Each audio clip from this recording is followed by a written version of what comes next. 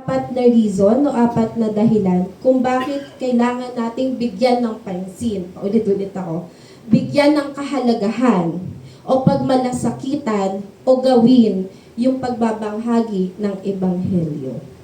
Number 1 po, why should be concerned? Because the Lord has commanded that we seek the lost.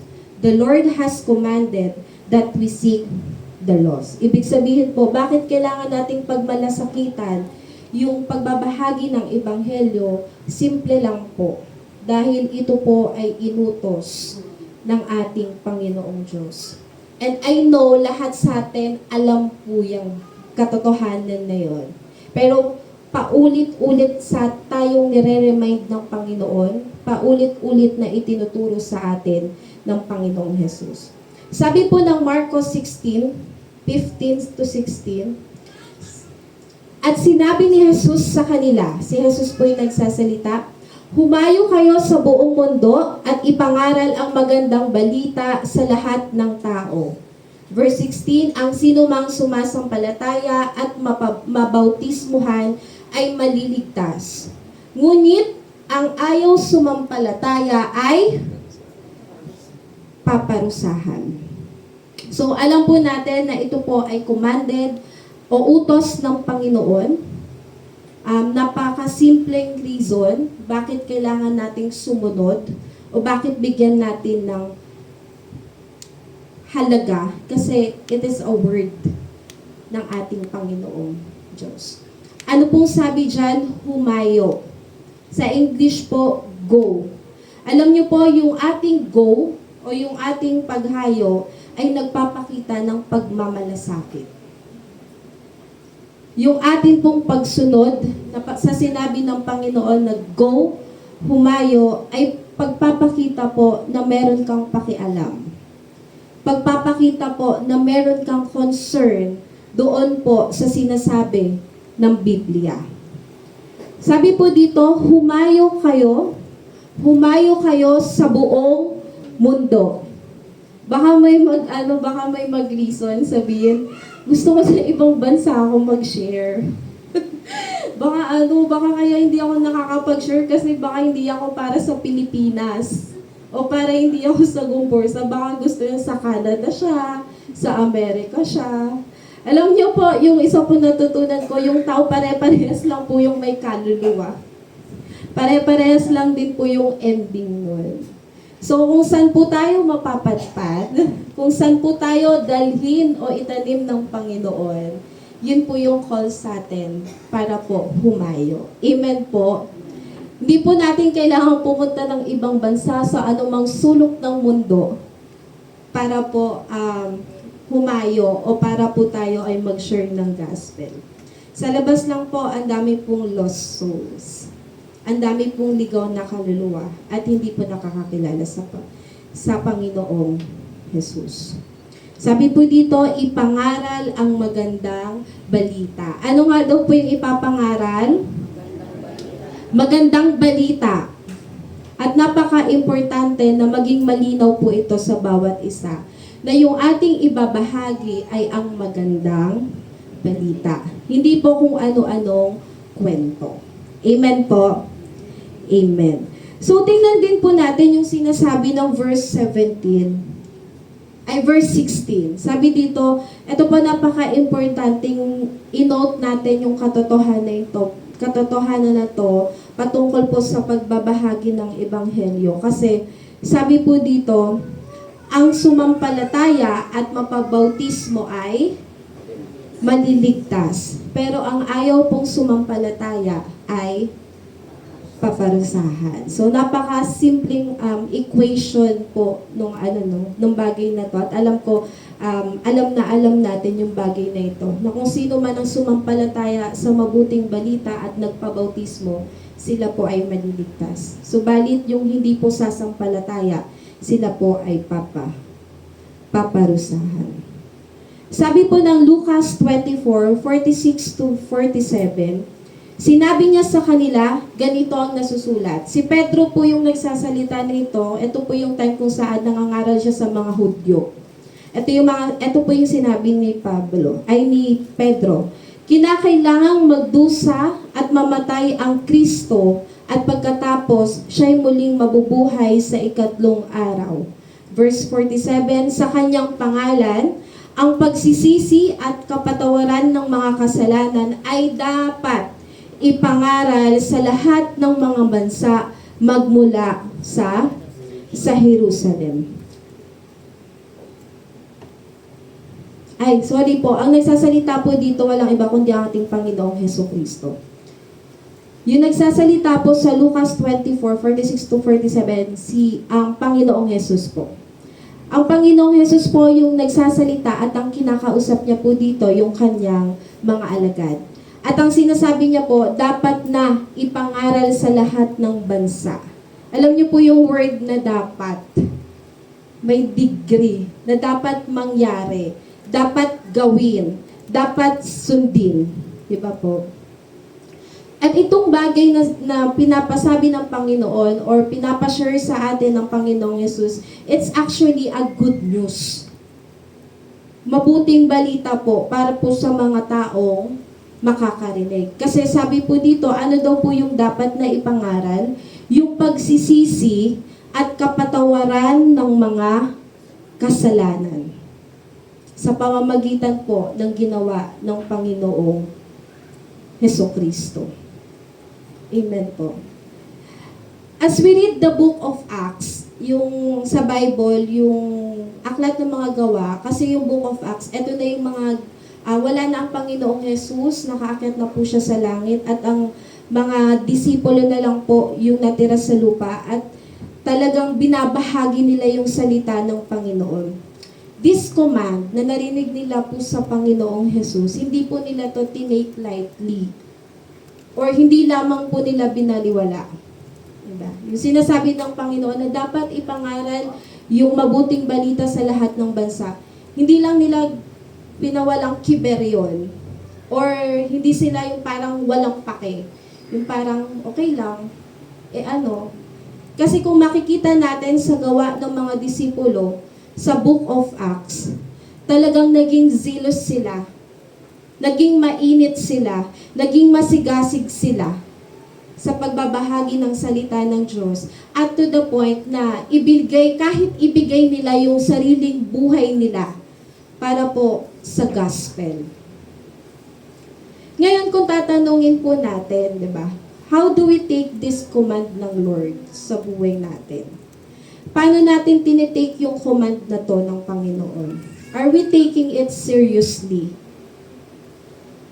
Seryoso ba tayo sa bagay na ito? Talaga bang nais natin gawin yung utos ng Lord?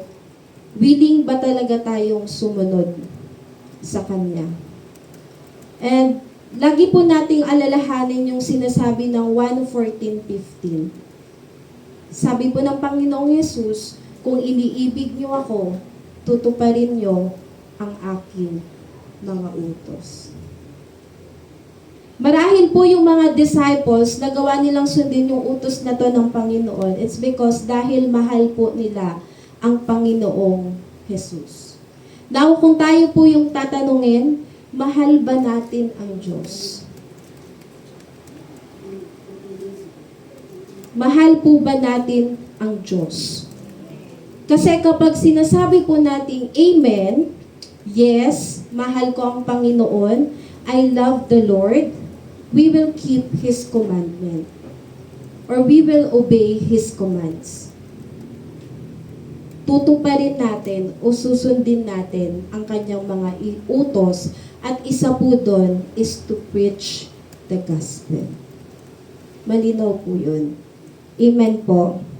Amen. Sige, tapikin mo yung katabi mo, baka namimiss niya yung mabuting balita ng Panginoon. Kawawa naman siya. Sabi po ng Mateo 7:21, sabi rin po ito ng Panginoong Yesus, hindi lahat ng tumatawag sa akin, Panginoon, Panginoon. Sabi po ng Mateo 7:21, hindi lahat ng tumatawag sa akin, Panginoon, Panginoon ay papasok sa kaharian ng langit, kundi ang mga taong sumusunod sa kalooban ng aking Ama na nasa langit. Diba po? Parang ang dito sa lupa, pwede nating tawagin ang Diyos ng Panginoon. Panginoon. Pero sabi ng Lord, yung makakapasok lang sa kaharian ng langit ay yung mga sumusunod sa utos ng Diyos Ama. Amen po. Amen. Una, why should be concerned? Bakit kailangan natin bigyan ng kahalagahan? Bakit natin kailangan bigyan ng pansin, ng importansya? Because it is God's commandments. Pangalawa po, because it is good news.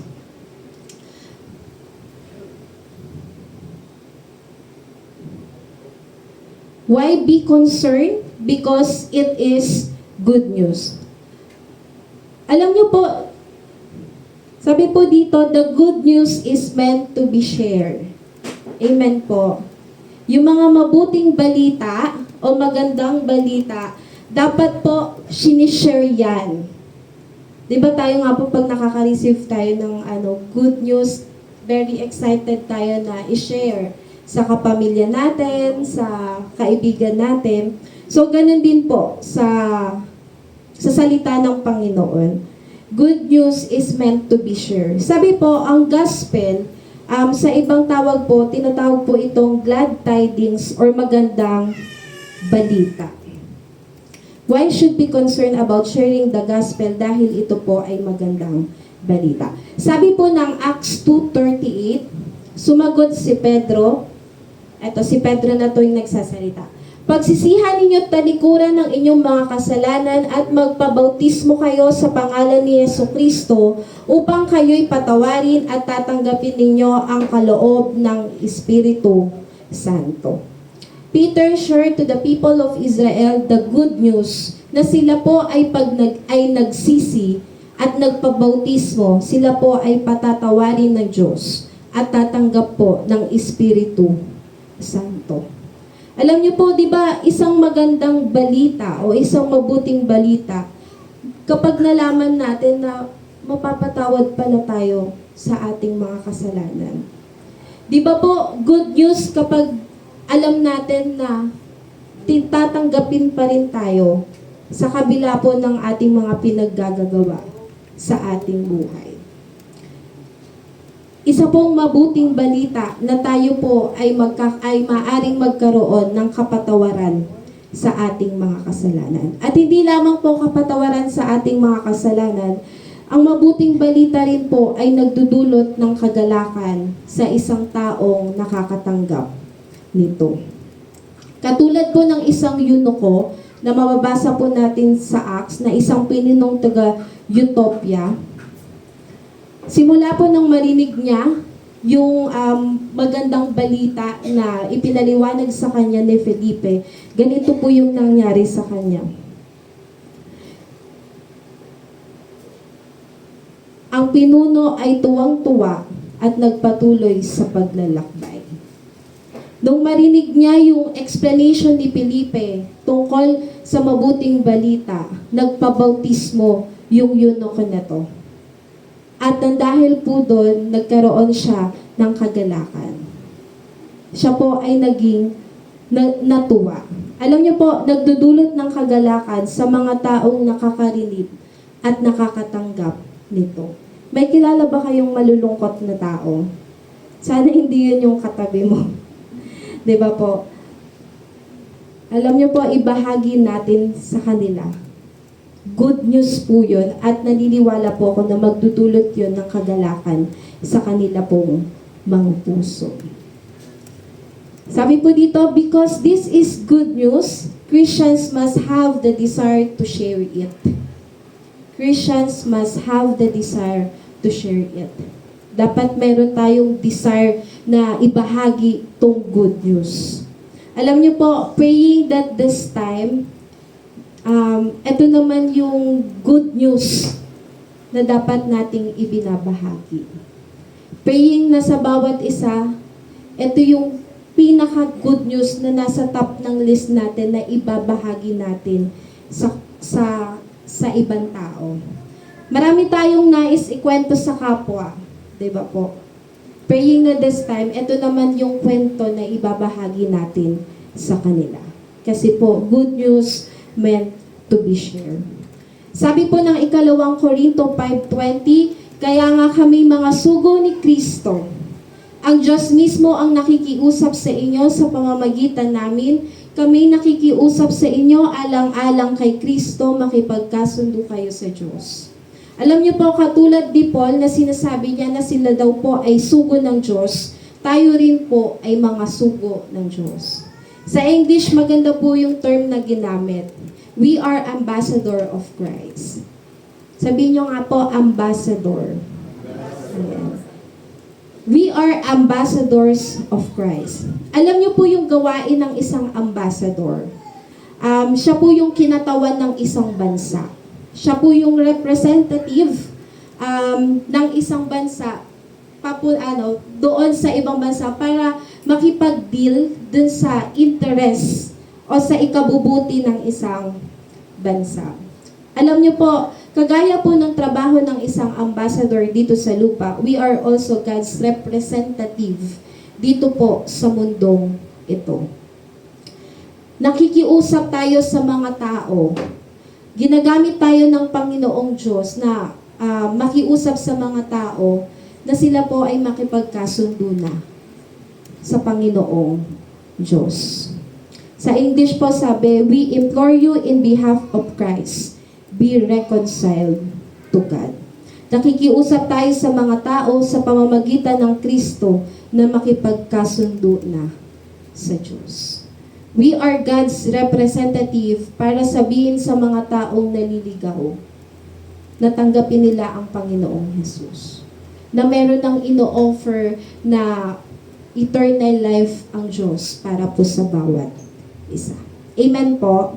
Amen. Una, sabi po, why be concerned? Because it's God's commandment. Pangalawa po, why be concerned? Because it is good news. Pangatlo po, because the world is lost without the gospel.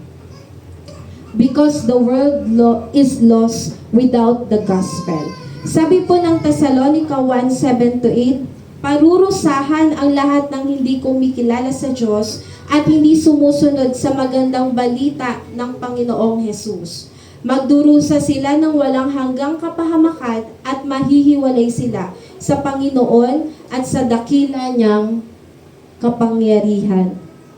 Pagalawa ko ng slides. Sabi po dito, lahat ng hindi kumikilala sa Diyos, yung mga taong hindi sumusunod sa magandang balita ni Jesus, sila po ay magdurusa sa walang hanggang kapahamakan. Sila po ay manghihiwalay sa Panginoon. In short po, kapahamakan po ang sasapitin ng mga taong hindi sumusunod at hindi po naniniwala sa magandang balita. Sabi po ulit ng Marcos 16:16, ang sino mang sumasampalataya at mabautismuhan ay maliligtas, ngunit ang ayaw sumampalataya ay paparusahan. Alam niyo po, hindi po maganda yung kahinatnan ng taong hindi tumatanggap sa mabuting balita. At alam po natin yung katotohanan na yun. Tingnan po natin si Pablo. Sabi po ng Roma 1:16, hindi ko ikinahihiya ang magandang balita sapagkat ito ang kapangyarihan ng Diyos para sa kaligtasan ng bawat sumasampalataya. Unay sa mga Hudyo at gayon din sa mga Griego. Sabi ni Paul, hindi ko ikinakahiya ang magandang balita. Alam niyo po, para po kay Paul, walang rason o walang dahilan para po ikahiya yung magandang balita. Wala pong rason si Paul para itikom niya yung kanyang bibig na ibahagi yung salita ng Diyos. Bakit? Kasi po malinaw kay Paul at alam ni Paul na yung gospel o yung magandang balita ay ang kapangyarihan ng Diyos para iligtas yung bawat sumasampalataya dito. Kaya gano'n na lang kaya siguro ka-eager si Pablo Kaya saan man siyang lugar madala, yun lagi yung purpose niya. Makipagsagutan, ibahagi yung salita ng Panginoon. At sino man, anumang klase ng tao yung kanyang kinakaharap o hinaharap, binabahagi niya yung ebanghelyo ng Panginoong Hesus. Hindi niya po ikinakahiya. Gayon, ang tanong po sa bawat isa, tanong po sa atin, ikinakahiya po ba natin ng magandang balita? Kasi kung kinakahiya po natin ng magandang balita ng Panginoong Hesus, it means kinakahiya din po natin ang Panginoong Hesus. Ikinakahiya din po natin yung ginawa ng Panginoong Hesus sa krus ng Kalbaryo. Sabi po dito, a person cannot be saved unless someone shares the good news with them. Ang tao po ay hindi po maliligtas hanggat walang taong nagsishare sa kanya ng mabuting balita. Paano maliligtas yung tao? Wala nga nagbabahagi. Paano nga nakakarinig? Hindi tayo nagsasalita. Hindi natin binabahagi. Paano maliligtas yung mga pamilya natin? Hindi nga tayo nagbabahagi sa kanila. Our family, friends, neighbors, co-employees will not be safe kung wala pong magpapahayag sa kanila. Sila po ay mapapahamak kung walang Kristiyanong nagbabahagi sa kanila ng mabuting balita. Sino po ang nag-e-expect na magbahagi sa kanila? Walang iba po, kundi tayong mga Kristiyano. Kung ikaw ang Kristiyano dun sa group of friends mo, ikaw ang ine-expect na magbahagi. Kung ikaw lamang po ang Kristiyano doon sa workplace mo, you are expected to share. Maging sa pamilya po natin, kung tayo po ang Kristiyano sa pamilya natin, tayo po ang expected na mag-share sa kanila.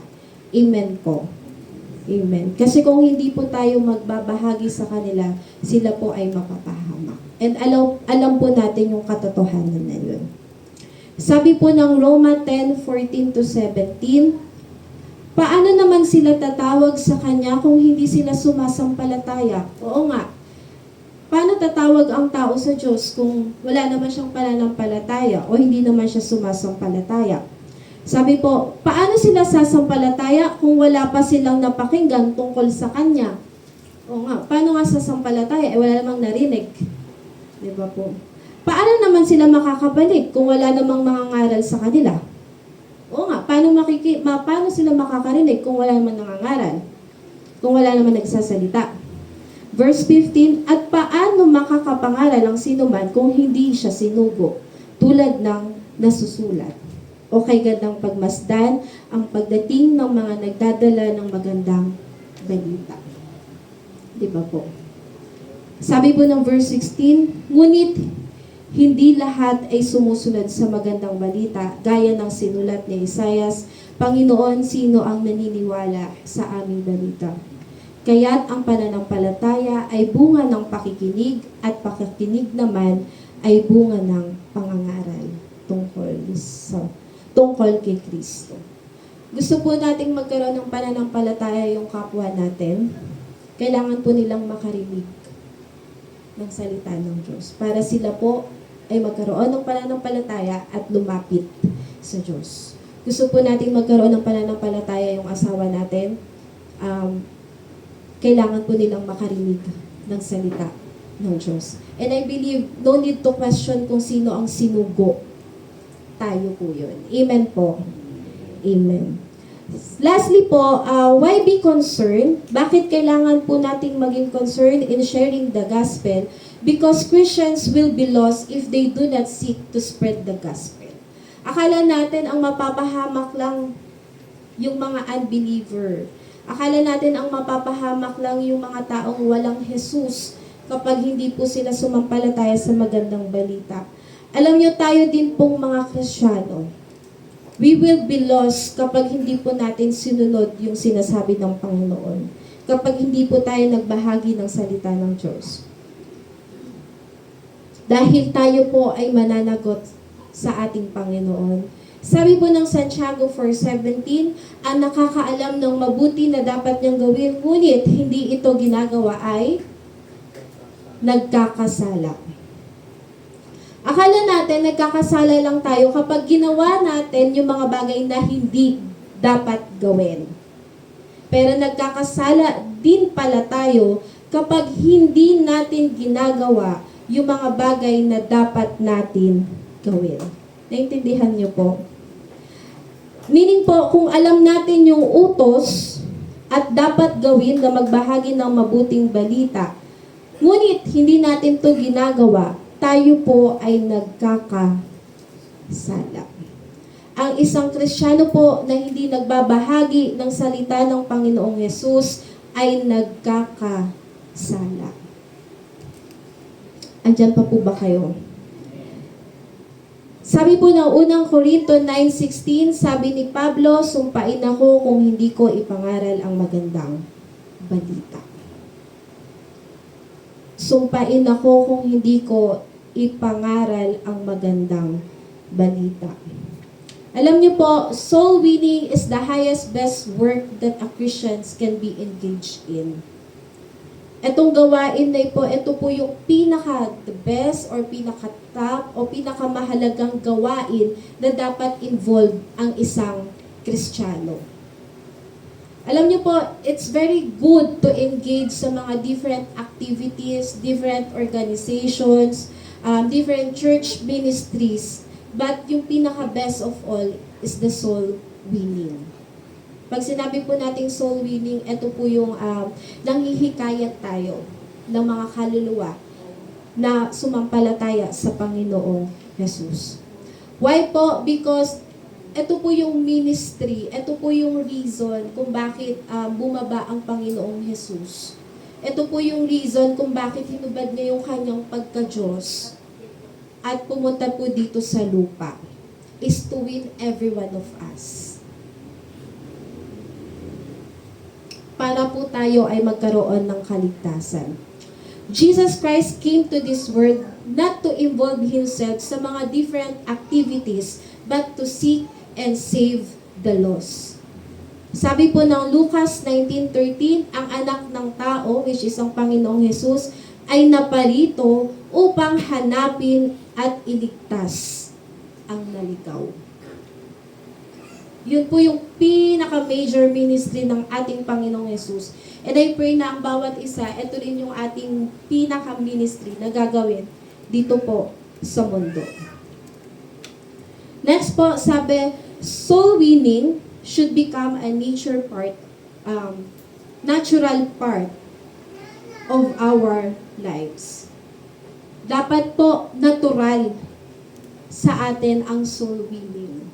Kakabit na ito ng buhay Kristiyano natin. Kagaya po ng isang sanga na nagkakaroon ng bunga, na kapag ang bunga ay nakakabit sa puno, it's normal na mag-produce siya ng fruit. Tama po. Sa atin din po, sa pananatili natin sa Panginoong Jesus, sa Kanyang presensya, normal din po dapat sa bawat isa na tayo po ay nagkakaroon ng bunga sa ating pananatili sa Panginoong Jesucristo sa pamamagitan po ng soul winning. Naintindihan niyo po? Andiyan pa po ba kayo? Amen. At lastly po, sabi po ng 2 Korinto 4:13, sinasabi ng kasulatan, nagsalita ako sapagkat ako'y sumasampalataya. Sa ganoon din diwa ng pananampalataya, nagsasalita kami dahil kami sumasampalataya. Alam niyo po kung ano yung sinasabi ng verse?